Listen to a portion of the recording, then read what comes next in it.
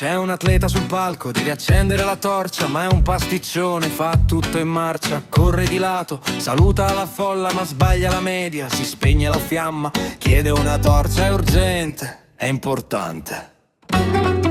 Ruba un panino, un asciugamano al volo, scusate ragazzi, mi manca il controllo. Con l'affanno che sale, il cuore che batte, le scarpe slacciate, le gambe già matte. La corsa si ferma, si guarda smarrito, col fiato spezzato e il sogno un po' zitto. A Milano Cortina è un sogno che brilla, tra neve che danza e luce che scintilla.